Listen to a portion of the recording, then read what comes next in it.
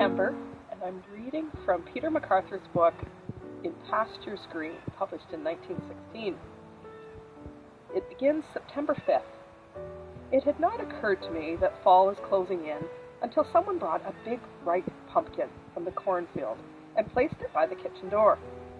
A handful of red crab apples happened to be thrown beside it, and with a white wall for a background, it was a picture to tempt an artist, or a cook.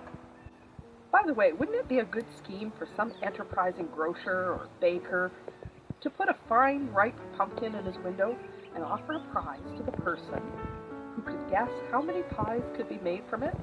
Pumpkin pies are as good as ever they were, and yesterday at the thrashing, I asked for a second piece. Then I came home and clamored for pumpkin pies and would not be comforted until I saw them being put in the oven. Of course, there are other signs of fall, but they have not forced themselves on my attention. Many of the summer birds, such as the bobolinks and blackbirds, have flocked and disappeared. A flock of wild ducks that is evidently making its way south has lately been haunting the government drain and the pond in the gravel pit. Yesterday, the turkeys were lying on the ground with one eye turned towards the sky while they sounded their peculiar note of warning. The heavy rains during the harvest freshened the pastures and the foliage of the trees.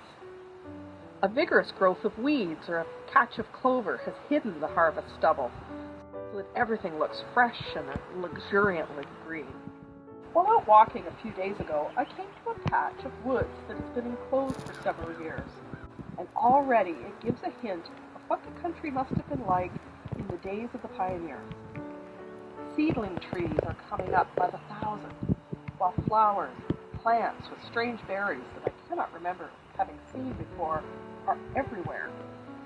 The earth under the underbrush is moist and cluttered with rotting vegetation. Even the woodland odors are different from those you notice in ordinary woods from which the underbrush has been cleared and where the cattle have been allowed to have their will. As it is, I'm determined to take up the study of botany, entomology, and all other ologies that will help to acquaint me with all the marvels of such thoughts as this.